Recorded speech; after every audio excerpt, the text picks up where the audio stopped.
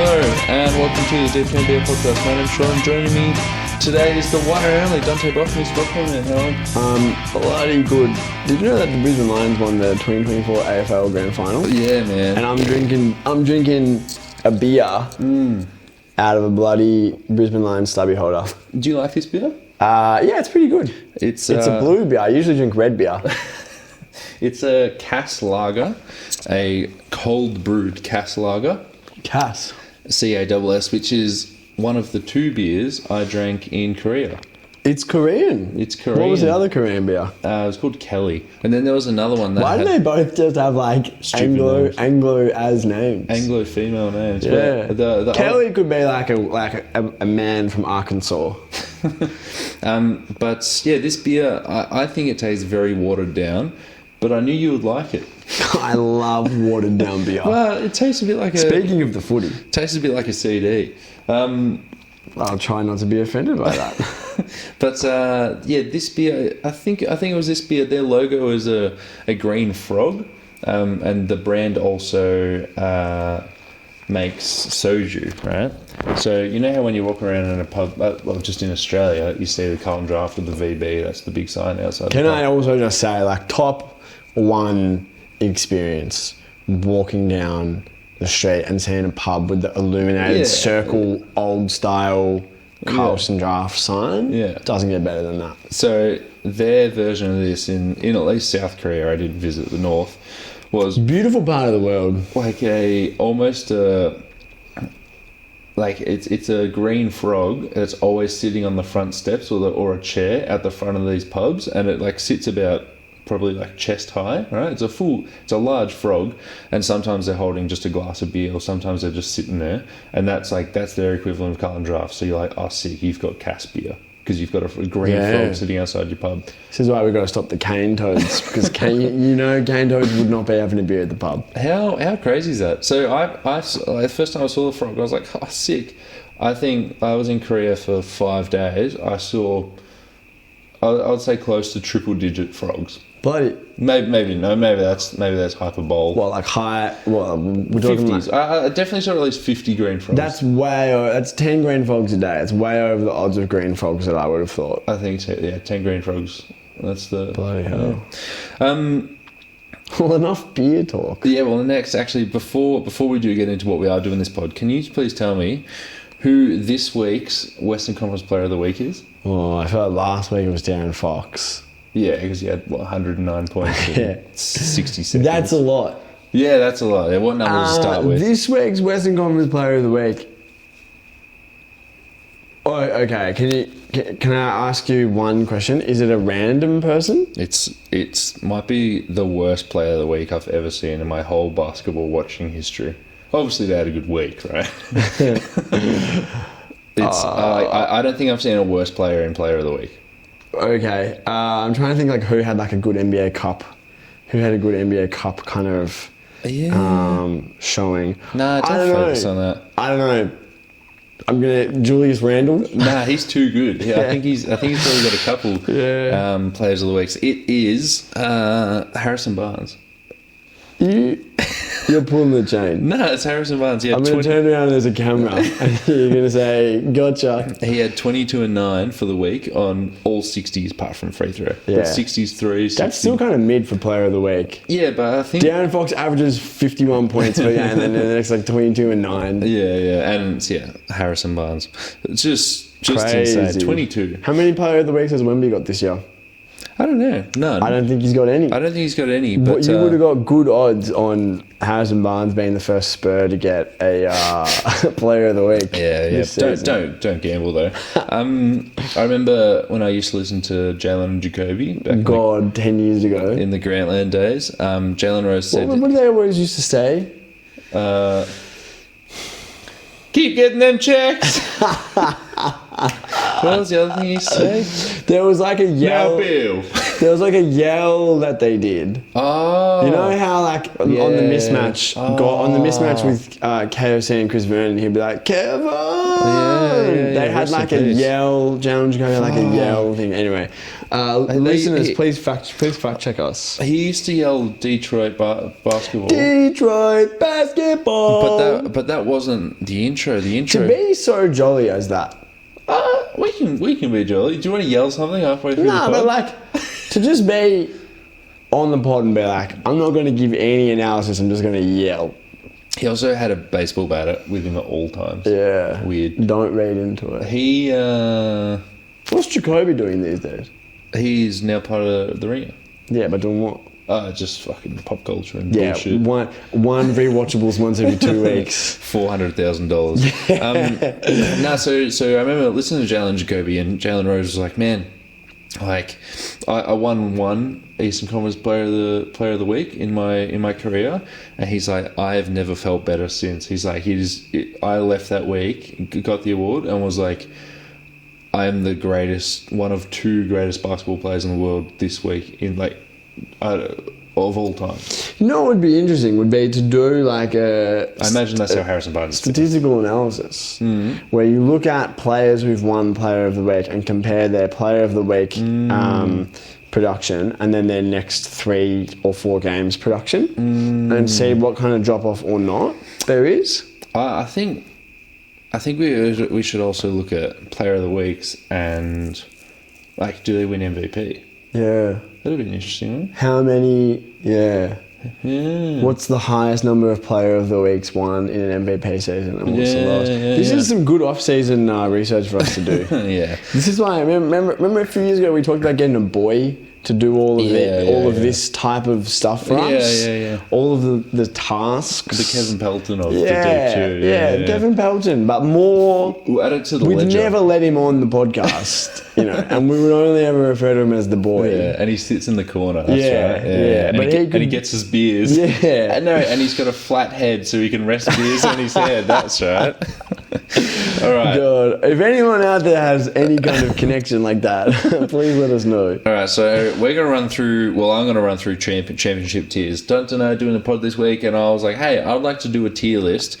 And Dante's like, go ahead. I don't like when two hosts each have a tier list and they have to compare. Like, it obviously starts off very similar. It's like, hey, do you have Boston 1 or do you have Boston 2? That's brilliant, right? And I'm sure we would both have Washington 30th. But when it gets into the weeds, it's way too hard to keep track of. So what we've done is I've put together a tiered ranking. I've got 6 tiers of how likely I think these teams are to win an NBA championship this year, assuming only what we know. So Joel Embiid might not play every game in the playoffs, or if he gets to the playoffs. Chet Holmgren will be healthy in February. You know, it's a slight risk, but you know, I'm not saying if the championship happened today. I'm assuming. Well, I'm putting these into tiers based on, do I think they'll win a championship by the end of the season based on today. So I've put together 6 tiers, and I'm just reading them out to Dante. Dante hasn't seen these tiers, and I got a blindfold on. You will react to. Yeah, hopefully you react to what I've put together. It'll be a long pod if I don't. Say whether I'm right, wrong, indifferent, or whatever. And I think that's all the housekeeping. Also, I've chucked the net rating for the team next to their name. Yeah. These stats are before today's games. Okay. Cool. All right. Any questions? Nah. But a comment. I'm excited. All right, tier 1. I've titled this tier, I expect... Hold on, let me pause. I need to take my jumper off. The Jeff Van Gundy Tribute Show is your fortnightly dose of the lighter side of basketball, hosted by me, Marco. And me, Lucas. We take a more laid-back approach, talking about the NBA, the WNBA, FIBA basketball, culture, whatever tickles our fancy or grinds our gears. The show is filled with great guests, classic gags, and a healthy dose of tangents in honour of the great man himself. The Jeff Van Gundy Tribute Show, fortnightly on the Deep 2 Podcast Network. You know, loves just talking about the league, certain things like that.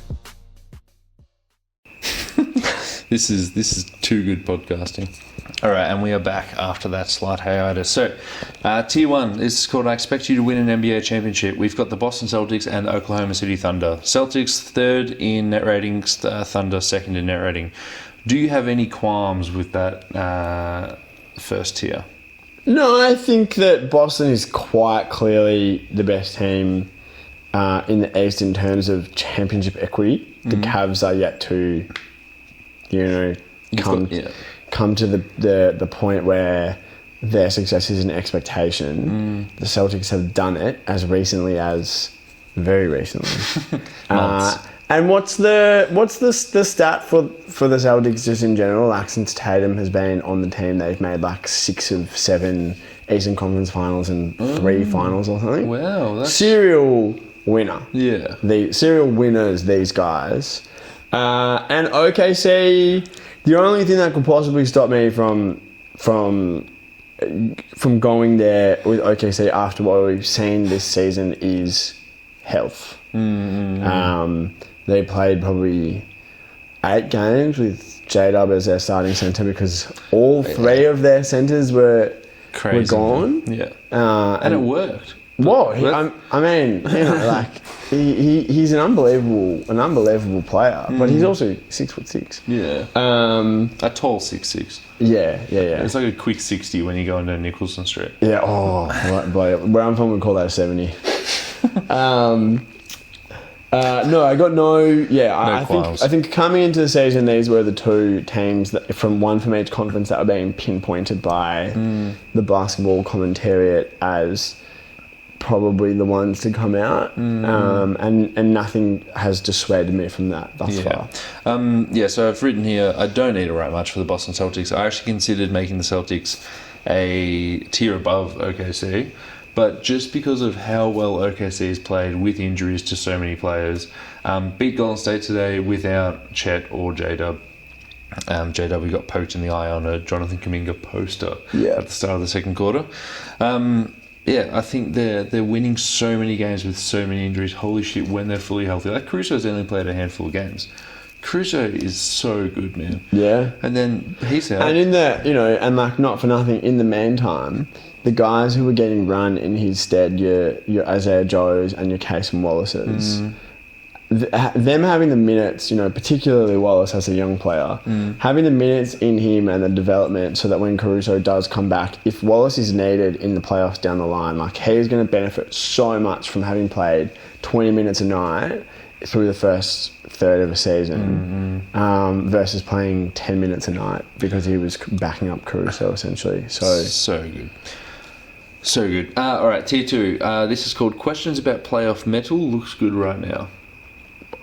Whoa. Which is almost exactly what you said about the first team, the Cleveland Cavaliers, who are first in net rating. Then we've got the Houston Rockets, 4th, Dallas Mavericks, 8th, Memphis Grizzlies, 6th, New York Knicks, 7th. So that's Cavs, Houston, Dallas, Memphis, New York. These are my Tier 2 title contenders. I'll run through the top points. No, this is where it gets interesting. So I've got Taylor Jenkins putting up some numbers as a coach with average players, and he's winning games without Demetrius. So if I'm going to congratulate the Thunder for withstanding injuries, the Grizzlies are sort of it's going underreported about their depth because Golden State's just doing it with 1-2 extra players. But Memphis are running an incredibly deep rotation and they're winning games. Kenny Atkinson also putting up some numbers with good players right now. And Ime Udoka is putting up numbers with some great players right now. Before today, their defense is number 1 in the league, and they've got Şengün at the 5. Obviously, a million great defenders around him. That's really good players. Every single player, like, who could possibly play 1 through 4 is like a great defender. Yeah. Dallas Mavericks. It's like the anti-Gobert Utah. Dallas Mavericks withstanding the Luka Doncic injury. They were 5-5 in their last 10, and then they beat the Knicks today. And I actually wrote down here likely losing to the Knicks today. Also, I like because this injury to Luka is only a couple of weeks, right? I like the theory of having him get injured once every month or 2, just so he finishes the year on maybe 50 to 60 games. So when he gets to the finals, like, hopefully, he's not as exhausted as he was against the Boston Celtics. That's a minor detail. And then the Knicks. OG Anunoby All-Star bid. This year is averaging 19, 5 and 2 on 52, 42, 83.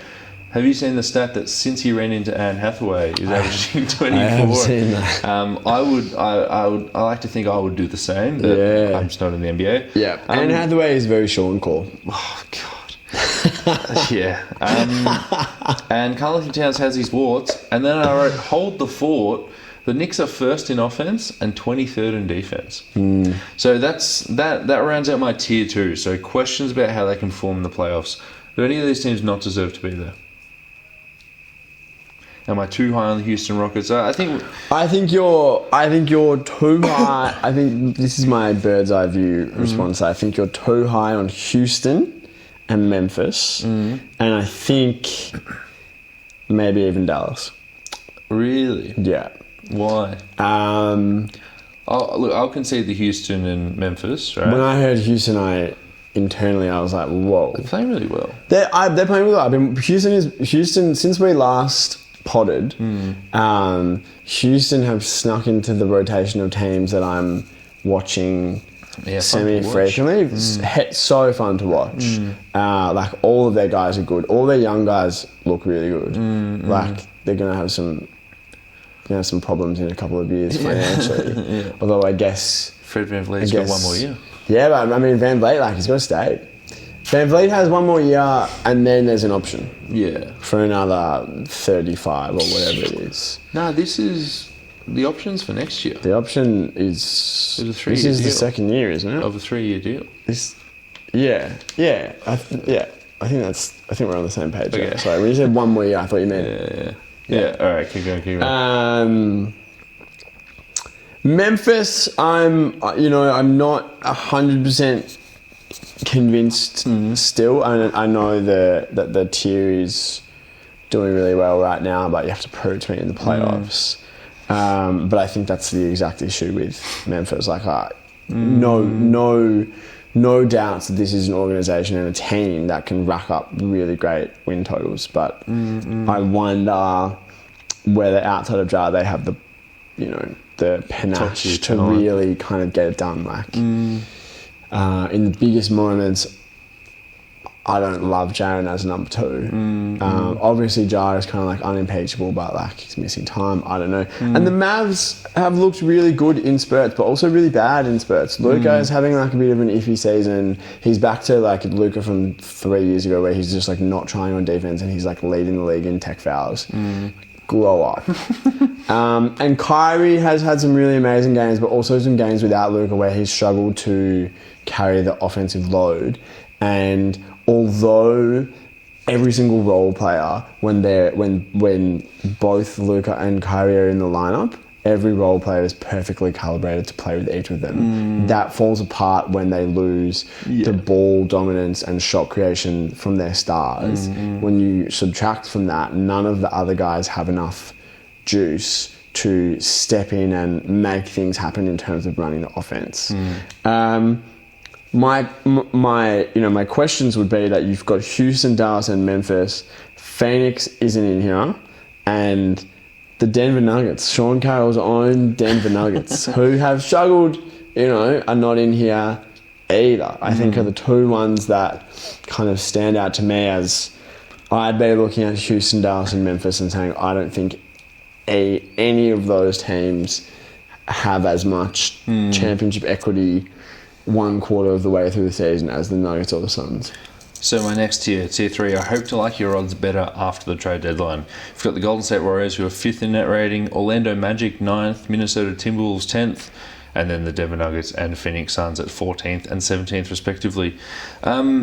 So comparing it to my tier 2, right? We've got these teams that are proven, in the case of New York and Dallas, have proven playoff whatevers, but they're just obviously not at that OKC Boston level. Cleveland Cavaliers, we said it even before I mentioned it, great, you've won 15 games in a row, just fucking do it in the games that matter. But the Houston Rockets and the Memphis Grizzlies are incredibly deep, and you almost know what their rotation is going to be come the playoffs. There are so many questions about the Denver Nuggets. Every second that Dario Saric plays in the playoffs, and it might be 60 seconds. But that's going to be a hard 60 seconds, right? Same with the Phoenix Suns. On a much smaller scale, Yusuf Nurkic is quite bad at basketball. God, there was a moment. There was a moment earlier this season. The first 2 games. But like a candle, on a ship in the middle of a gale in the deep ocean, it blew out. Yeah, it's like Mike Budenholzer might be the best coach in the league, but no one's that good.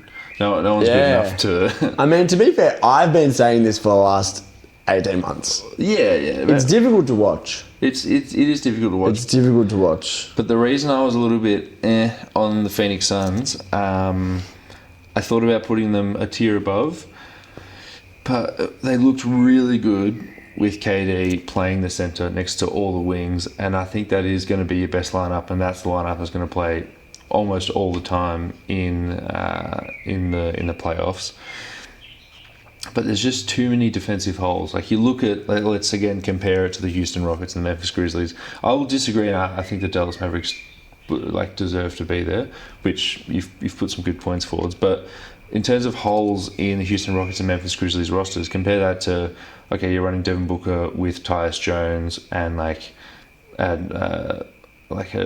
know he doesn't play there anymore, but like a Nas Little type. So He definitely doesn't play there. Who have you got? Well, it would be like a Royce O'Neal. Yeah. Who's the other guy? Josh Okogie. Well, Okogie's not really playing. Yeah, but we're playing Ryan Dunn and also Iguodala at the forward spots, just ahead of Okogie. I think more question marks. And I think after the trade deadline, if you can address that, sick, man. We can't. I'm just letting you know we can't. Have you got any second round picks? Oh, I'm sure we've spent them all in the last 4 years. And then Denver Nuggets, we know what's wrong with their roster. It's deeply flawed, and I was I was ringing the bell about KCP, and you make a good point where it's like, well, look at KCP's numbers now, but they didn't bring anyone in to replace him. Like we've talked about it previously with they could have got Josh Green just for nothing, and they didn't. It's like, okay, well, Julian Strawther better be good. He hasn't been good so far. No, he hasn't. And that was the big.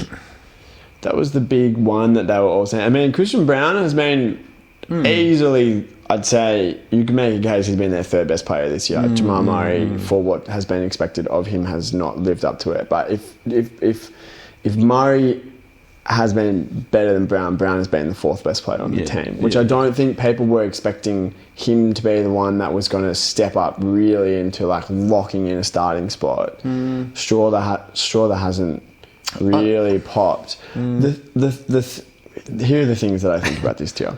Denver, because we're already talking about them. They're struggling.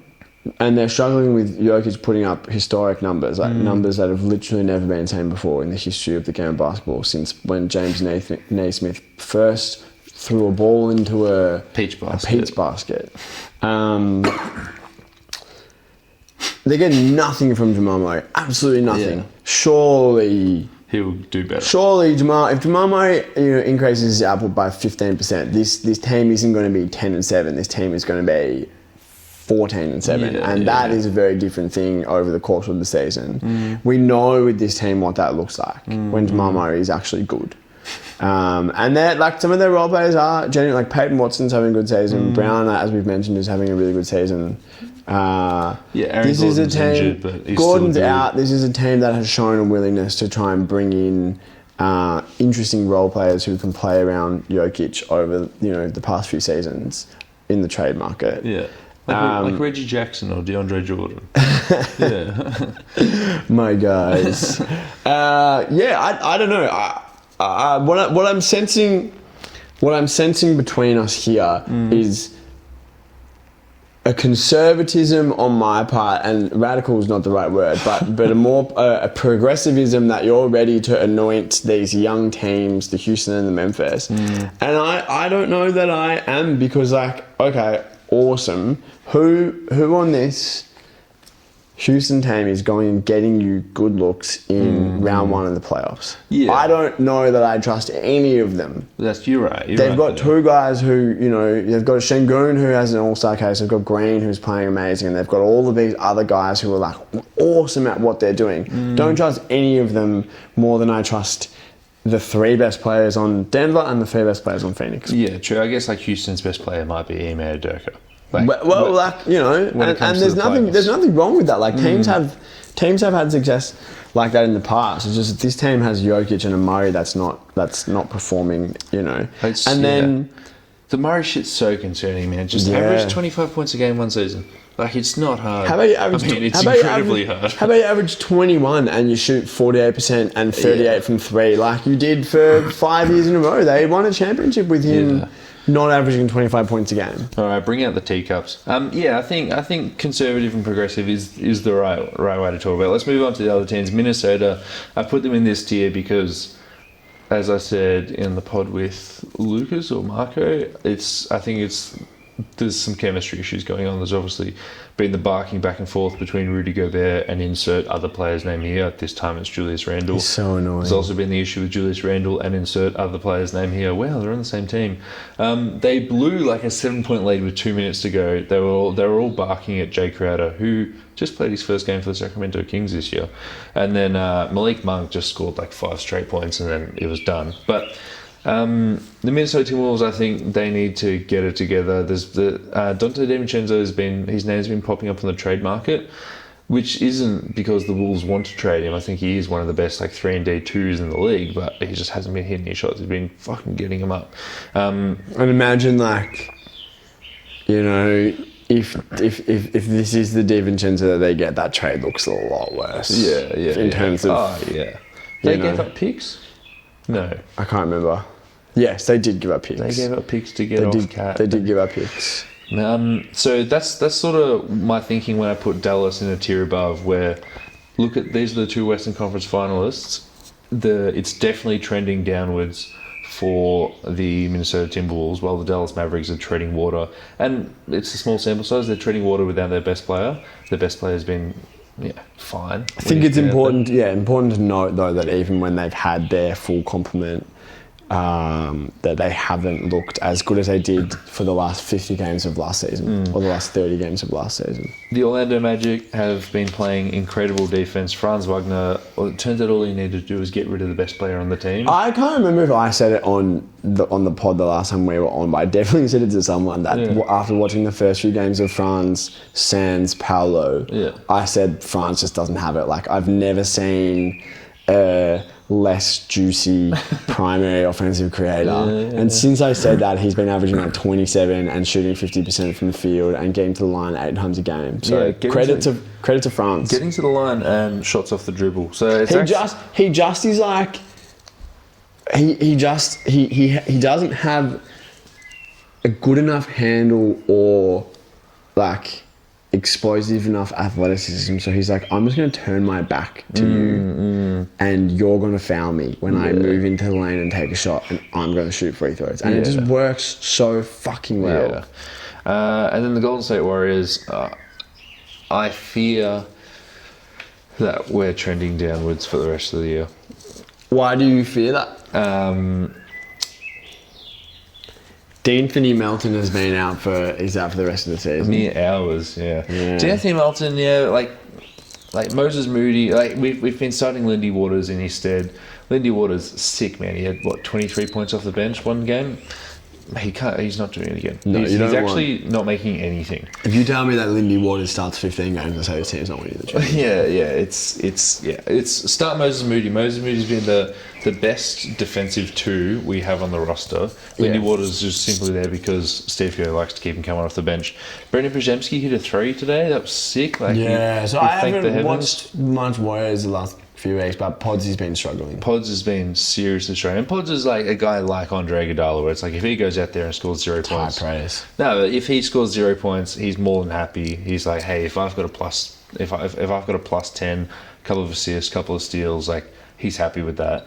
But we're asking him to score points because he's been relegated to that. He's no longer taking over Clay in the starting lineup. He's been relegated to the 6-man role where he is the guy that's driving the bus for that second unit. And when Clay got moved to the bench and Pods was starting for him, Steph sort of assumed that Clay Thompson role where it's like, okay, well, this is our lethal shooter that has to run off screens. And Pods was the guy dribbling the ball. And he's just sneaky. He's a veteran dressed up as a 20-year-old, which sounds terribly noncy. But What did you go as for Halloween? when as a young person. So pods, like if everyone starts hitting their shots, like we'll definitely be in the conversation. But if any team has their players hit their shots, then every single team's going to be like 2K, and you're going to get every rookie hitting 85 overall. Yeah. Right? Kuminga, I actually forgot he played for my favourite basketball team until he checked in today. He had 19 points. Made like his first, like it was like 5 or 7 shots, and he finished the game like 5 of 16. Just short-armed, like Bradley Beal level short-armed. What do you think is going on with Kuminga? What's the... I think Kuminga would look awesome on this Washington Wizards roster. Yeah. And he'll shoot the exact same percentage. And I just don't think he has a role on a championship contender at the moment. What do you think his value in the trade market would be as we approach December 15 when players start to become available? The flashes are so good, I think it'll still be high. And a team will talk themselves into it. Because like whenever he hits a 3, it's like, wow, he can do that. And he can dribble around. A team... like a Utah, that's like, we may as well. Like we'll send you one shitty first round pick and a role player. Yeah, but or a team who's like, oh, we'll buy low on this guy and we're trying to make the playoffs. It was like Melton and Kuminga for Dennis Schroeder and like Dorian Finney-Smith. Yeah, that would be a bad trade for the Golden State Warriors. Well, I mean, if he's giving you nothing anyway. I know. But when he gives you something... Yeah, so I fear that this might be the highest tier we're at for the rest of the year. I don't know. You're not usually one for Warriors pessimism, but I wouldn't be so sure. Some notes on the rest of the teams in this tier. I do want to start with the Phoenix Suns. When the 3 of them are on the court, it's amazing. Yeah. It looks really good. Yeah. That's it. That's great. Yeah, it's definitely repeatable. I have a feeling that the only team in the Western Conference who I would say, if we played in a playoff series, we guaranteed would lose to, is Denver. Yeah, because we have not that anyone has an answer, but essentially playing against Jokic means we have to play Jokic. We can't go to KD at the 5 because Jokic is going to take KD. Right down where KD doesn't want to be defensively. In the last 4 years, the only things to stop Nikola Jokic have been 2 Jamal Murray injuries and Kat and Gobert, like 2 7-footers who can guard him in the playoffs, like for 7 straight games. I think it might come down to something as simple as that. But you're right, you might be the second most undeniable team in the West. I think even, every team we've discussed thus far, I think we have an absolute more than a puncher's chance against. For what it's worth, I would be elevating both of these teams into tier 2. Yeah. Orlando, like you can make a case that Orlando belongs in show me in the playoffs because we've seen Franz, we've seen Paolo before he got injured. We know that this team is for real defensively. They were the best D last year, they're the best D this year. It's stacking up. They're just absolute dogs at every fucking position. And they're like Memphis East. They just got like 10 awesome guys. Goga Bitadze is starting and he's sick. Goga Bitadze is starting like Mo Wagner. Cole Anthony's not even fucking playing. Cole Anthony is like everyone's favourite reserve 2 years ago. He was averaging he averaged 15 and 7 and shot 40 and 7 are rebounds by the way. And the 7 are rebounds by the way. And he shot 40% from the 3. Like in teams. This guy he's not even fucking playing because Anthony Black is playing right now. Which is that's great. He was so bad last year. That's a great basketball team. Mini will see like we've seen what happens with Mini when Tony Edwards gets to the postseason. So. But I think for what it's worth, I think Golden State, Orlando, and Mini do belong in tier 3. In tier 2. Oh no, sorry, tier 3. True. Well, that's a big tier 2, but I guess you would push Houston and Memphis down. I'd be doing. Well, yeah. I mean, Dallas has the best player in the tier, so maybe the league. Yeah. All right, tier 4.1. It's called. So obviously the last one, I need you to make a move, right? The tier above, I think your roster's set. You need to prove in the playoffs. This is tier 4.1. It's called Flawed Rosters East. So you've got Miami, Milwaukee, Indiana, 13th, 15th, and 21st in net rating. But the Bucks got off to a horror start, and now they're 5th in the East, which is just the most East thing you've ever heard. If these teams actually, if these teams, maybe if the Pacers and the Heat were in the West, I'd be watching Duke games for the rest of the season.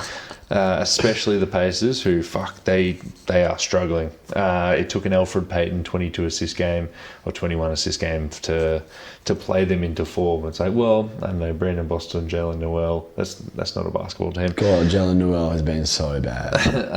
I think I could probably elevate the Milwaukee Bucks. What do you think? Miami, Milwaukee, Indiana. No, I don't think you could elevate the Milwaukee Bucks. Okay. Yeah. Good. Let's not talk about it. Yeah. Tier 4.2, flawed rosters West. So I have these guys a little bit below the East because it's just easier to win games in the East. So you got the Spurs, who are 11th in net rating, by the way. The Kings, 16th. LA Lakers, 19th. And the Portland Trailblazers, 26th.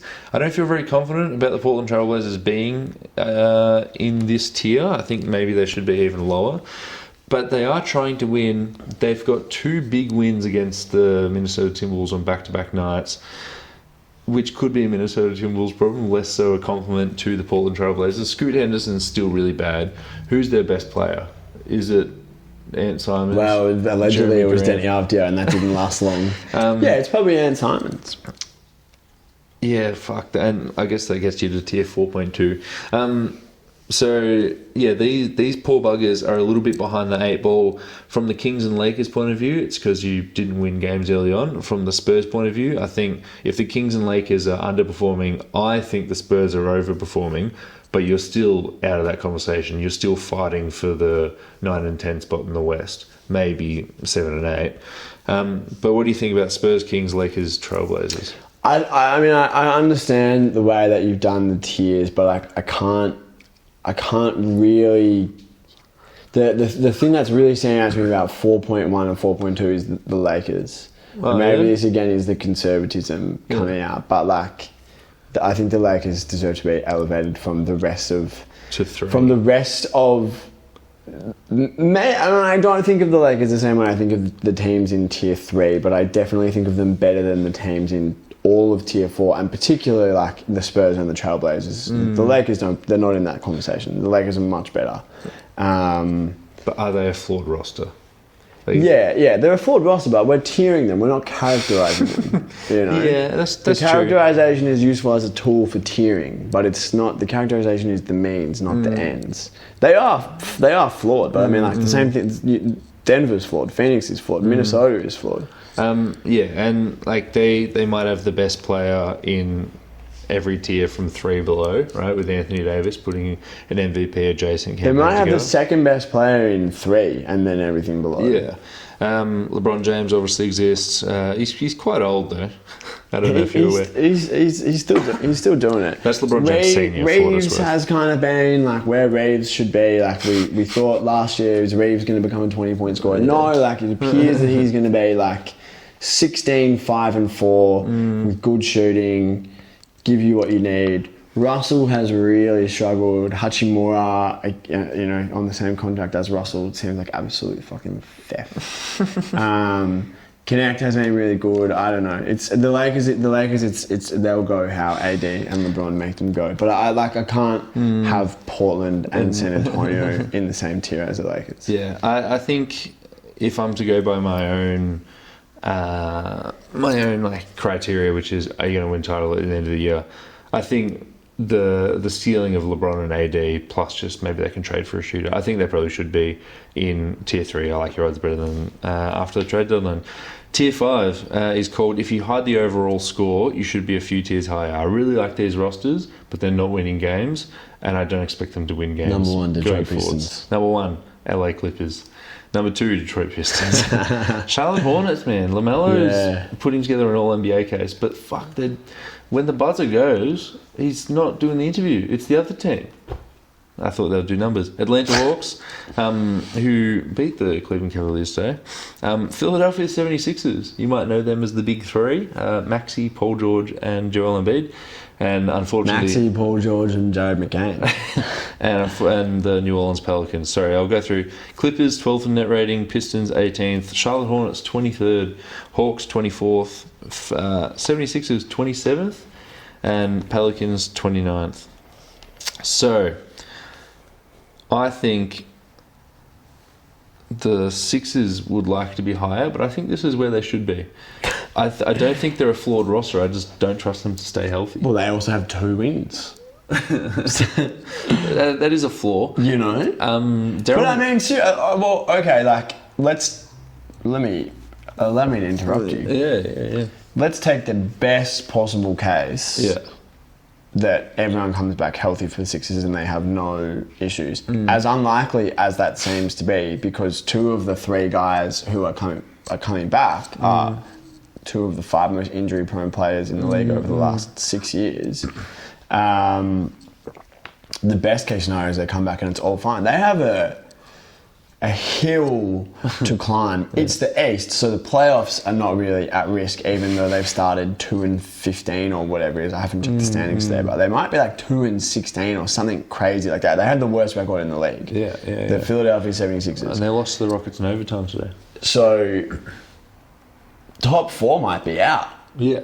You know, even though the East has started slowly, the teams that are now solidly inside the top 4 or 5 seeds are like comfortably above 500. So not only do you have to, like, everything would have to go right for this team to get to 6. Then if they can get to 6, when was the last NBA champion that won it from 6? Yeah. You know? Well, yeah, it was like... It doesn't happen. It doesn't happen. So you're probably not going through Cleveland, probably not going through... Boston anyway, but you're certainly not doing that when you don't have home court.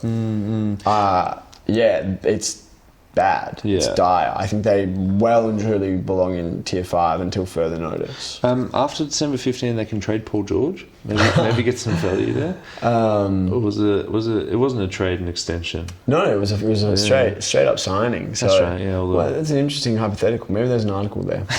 LA Clippers. They're hanging their hat on defense. James Harden's been really bad. And they have no other options. Well, Norm Powell has been turning it on. Norm Powell's been averaging like 23 points a game. Someone called it the Norm Powell revenge tour. And it was like the highest increases in points per game. And it's like Grady Dick, right, going from like 4 points to 15 points. So all these second-year guys taking a leap. Norm Powell was like the 4th highest jump in point per game. It's just like, hey, I'm just like 31 years old and I've finally been given the starting 2 and second option slot. But I mean, like, again, like the big omission is that Kawhi Leonard is not there and there's no timeline for him to be there. Also, fucking hell, like, what are we doing? What are we doing? They again, $50 million a year for 3 years, and the whole thing was like, oh, we don't want to give you the 4th year. Well, when if you pay him $50 million a year, he's not even playing in the first year of the contract. Like, I'm sorry, you cut bait on PG and you extended this guy for $150 million and he might not ever play for you again because he's 32 and he's himself and he's injured again in the knees. What are we doing here? Like, the Clippers have, you know, Paul George has come out and immediately got injured. So the Clippers, from one perspective, it looks great. But I think they've come out of this offseason looking actually way worse because you've given Kawhi the money, he's not there. And then you've given the keys to Harden because you have to, and he's kind of shown that at age 34, he's not really not the guy you want to drive the bus. Like, what are we fucking doing?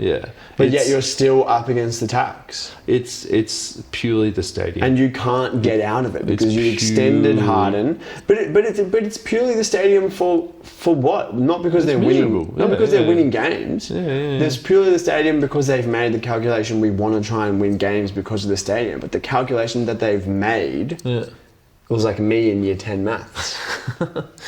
40%. Detroit Pistons, I think I asked this a couple of weeks ago, but what's Cade Cunningham's best skill? You asked that in the group chat and I didn't reply, but I saw it and I thought about it. And what kind of a question, what kind of a response are you trying to get there? Because why does it... I don't know what the answer is. Why does it need to be an answer? Yeah, but you could ask the same question about LeBron James. Yeah. You know? I would say his undeniability, my King Bron.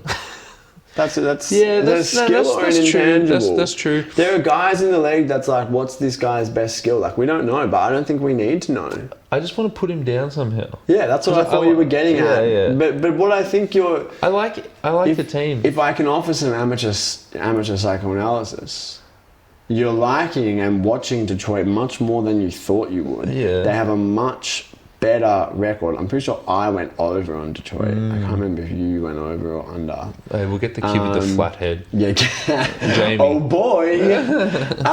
You're watching and liking this team much more than you thought you would. Yeah. And you're struggling to adapt your preseason worldview, and you're grasping for the things that could help restore order, which in your mind is saying, oh yeah, this, and this, but what's Cade's best skill? He's actually not the real deal. Why don't you just try watching them without trying to answer that question and see what happens? I'm like a grade 6 where it's like, nah, I don't have a crush on her. She's so stinky. Yeah. Like, I could never like girls. I'll get cooties and stuff. Yeah, she's got cooties. I want to go The near Detroit her. Pistons have cooties. Yeah. I think Jaden Ivey might have a bit of Jamal Murrayism about him, and that doesn't mean burnt teacups in his knees. That means I just don't think he's ever going to crack the 2 as the first number on his PPG, but he might be in the NBA for 16 years. Yeah, but I think he's way worse than Jamal Murray. Yeah. Very similar players though. I mean, you broke down the Rookie of the Year race on the Quick Timeout with Sean Carroll during the week. Great episode. You can find that on our podcast feed wherever you're listening to this episode. But you mentioned Ron Holland the third, the second. Ron Holland the second. And you did also mention that Asar Thompson has been cleared to play after having blood clotting issues. Yeah. Name one time when blood clotting issues has ever gone bad for an NBA player. Bosch man. Bosch, fucking Jeff Green. Bosch. Remember that? Who was that? You remember Isaiah Austin? He didn't have blood clotting, but he had something else. It's got to be pretty bad for the leg to say no. I think the biggest issue is planes. Well, do you remember? You're too young for Royce White. Do you remember him? Nah, he had anxiety. Yeah, with planes. Yeah, seriously. Maybe we should. Well, you're going to catch the bus from Houston to New Jersey back when the Nets were playing in New Jersey, yeah. No, Call the other one, Royce. A lot of trains in the... Would have fucking racked up such an Uber account. It will be interesting to see how Asar Thompson fits in with this Detroit team, because obviously he made a big impact last year, and in much the same way as his brother is making an impact this year with Houston, but the what's the word that I'm looking for here? There's a word that I can't quite find, so bear with me. The bigs in Houston are the words profile. Are of a very different profile than the bigs in Detroit. Yeah. Which allows Eamon Thompson to come on the court and kind of do like a little bit of Bruce Brown from 2 years ago bullshit, where it's like, he's 6'6", but he's playing center, and it's like, what's going on? Like, he doesn't need to shoot. You can't really do that with Beef Stew and Jalen Duren and Tobias Harris fucking doing whatever he's doing. So it'll be interesting to watch Detroit, how they incorporate their young players moving forward. But I think major Detroit tangent. I think they belong to be in 5. Major Detroit tangent. Island of Misfit Toys. Hopefully the toys learn how to shoot. Atlanta's kind of interesting because Trae Young is shooting like 30% from the field. So you reckon they can get better and they should be in flawed roster? Yeah. No, I don't think so. Like, I think that they're bad. Yeah, just interesting. But like the Charlotte Hornets are fully healthy, playing so well. I mean, Grant Williams is out for the year, but like they're so much fun to watch. I don't even know who's on Charlotte. Well, they've got LaMelo Ball. Yeah, I've heard of him. Brandon Miller. Who was an accessory to a crime. Alleged. Yeah. They've got Vasily Micic, who's playing less than... See, that's why, because he's the third guy you mentioned. How's Tijon Salon going? So bad. Yeah. So you know how I was like, he's just going to be another Grant Williams. Yeah. He can't shoot. Yeah. They've still got Mark Williams, but he doesn't play. I know. I've got Mark Williams stashed on my IL Plus in fantasy. Nick Richards has been out for... Nick Richards has been out for weeks as well. Fuck. Yeah. Oops. Yeah. Josh Green. Yeah. I mean, this is exactly why I didn't know he was on Charlotte. Because the third guy you said was Micic, and then 2 of the guys that you said haven't played the whole season, basically. And then the next guy you said was Josh Green. Yeah. But LaMelo keeps putting up 50 and 40, like, they'll be fine. No, actually, no wonder they're losing games. I don't know what's wrong with me. LaMelo's shooting some crazy shots. Yeah, but it's LaMelo. You know how everyone's been waiting for, like, you know how Steph will, like, pump fake, sometimes lean in 1 foot, stupid shot? Like LaMelo might be able to do it on repeat. Yeah, I don't think so. Someone on Twitter said he plays like he's got AirPods in. How good's that? The Melo doesn't have the... Steph is like a surgeon, and it always seemed like, oh my god, so crazy and chaotic, but it never was. The Melo just genuinely is crazy and chaotic, and chaos is not something that can be bottled for a substantial enough time in the NBA to actually have the success that we would love to see. Nice. Final tier. It's called You're Not Winning a Championship. You don't need to write it down. It's the rest of the teams. Brooklyn Nets, Chicago Bulls, Toronto Raptors, Utah Jazz, Washington Wizards. Tanking, should be tanking, will be tanking. The only team I think we could have a conversation about here. The Bulls aren't tanking. Should be tanking. Ethical tank. Brooklyn Nets, I've got them down as will be tanking. They're currently like, the 6th seed, 8 and 10? Yeah. Do you want to put them up? Nah. No. They're gonna finish the season. But also, we're talking about this with an eye towards the postseason. The Brooklyn Nets will not be the Brooklyn Nets in 2 months' time. Schroeder will be gone. Cam Johnson will be gone. If someone makes the right offer for Claxton, he could be gone. Vincenzo Simone could be gone. Who knows? That's. Have you been watching any of these teams? I've been watching a bit of Toronto Raptors. What's the T on Grady Dick? He's good? He's getting like actual good? Yeah, he's getting to the free throw line. Yeah. It's good. Yeah, it's good. He's out at the moment. Picked him up on fantasy day one of fantasy when he had like 26 points. And I was like, oh, sick. He's actually good, and he's getting to the free throw line and hitting threes in a terrible ecosystem. Scotty Barnes has been out for a while. They're always playing one of Rowan and or a centre. Yeah. And their centres who are shooters can't actually shoot. That's the best kept secret with Trebuchet. So he's thriving in the most disgusting offensive situation ever. They're playing a guy called Jacob Battle. Wears number 77. But I know a guy in the West who wears number 77. He's the second best player in NBA history to wear 77. Yeah. Which is and like get this, he's got a tattoo of the world on his back. He's a shooter. Let's not talk about him though. Yeah. Who else? The Bulls. I've been watching. The Bulls have joined Houston as one of the teams that I've just watched. Yeah. The report on the Bulls is Zach LaVine maddening. Remember when Zach LaVine was just like good? Yeah. Now he's just like either good or like crazily chaotic. Yeah. Giddey is full playing power forward. Yeah. They are using Giddey the same way that you would just use like Paul Millsap 6 years ago. Apparently he's also not playing many minutes. Well, because they're giving Kobe White the offensive initiation, and then Levine is being staggered with the second unit. So when there's no time for Giddey to have the keys, and because they're playing him at fucking power forward, he's competing with the Patrick Williams of the world for minutes. So prayers up for our king. The nonce king. So, you know a rat king is when rats get their tails tied together? That's what a rat king is. A rat king? Yeah, it's an actual scientific gets knotted. term. Yeah. The rat's tail gets knotted, or two rats have their tails tied together. Minimum 5 rats. How do their tails get tied? Because they're crawling over each other and stuff. And they get knotted. And they can't get away. They run away, right?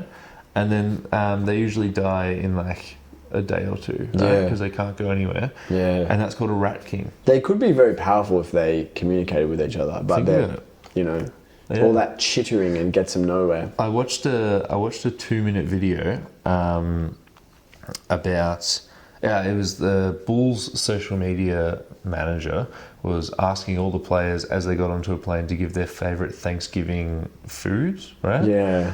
And they didn't interview Josh Giddey.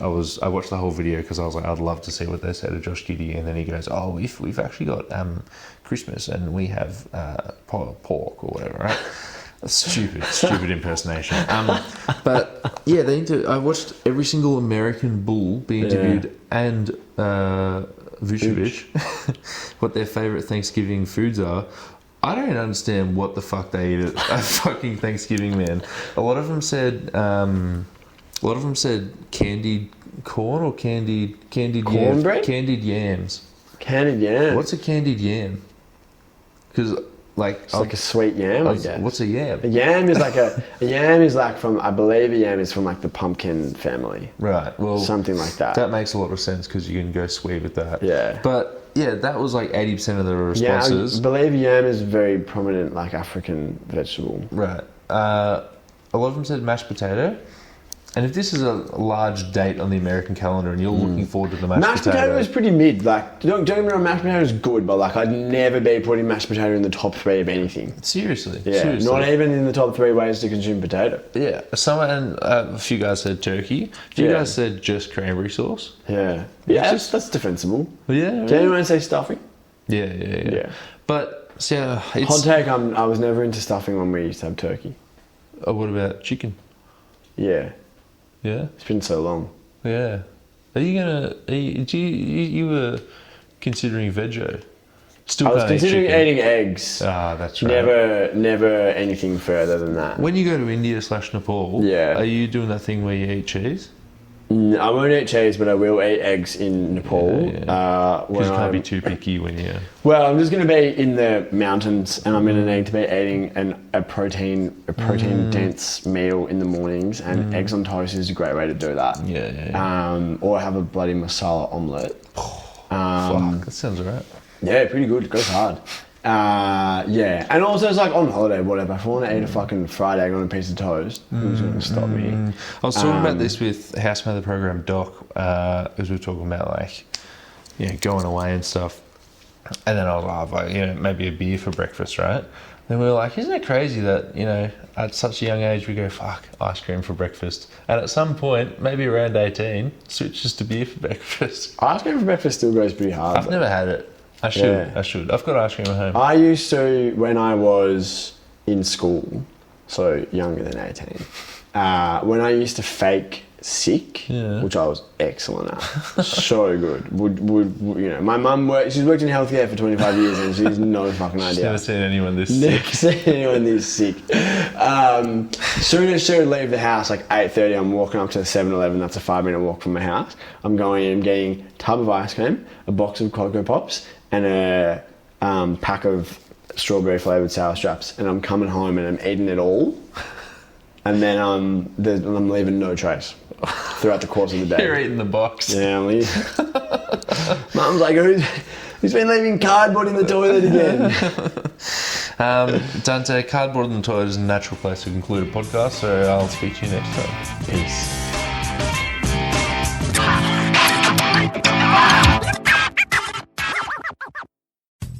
The NBA moves so quickly these days, it's hard to keep up. Shams and Woj are breaking stories left and right, but the Quick Time Out is right there with them to keep you informed on the latest NBA news. Stop in and let us break it down as it happens. Find the Quick Time Out on the Deep 2 Podcast Network.